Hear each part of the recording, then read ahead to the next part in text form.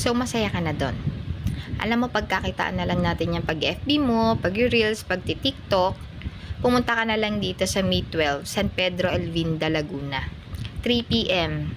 So, may free foods ka na dyan at may free orientation po kami ng negosyo. Kung gusto mong makapag-start sa maliit na puhunan, pwedeng-pwede ka dito at lifetime business na yan. So, magpa-reserve ka na since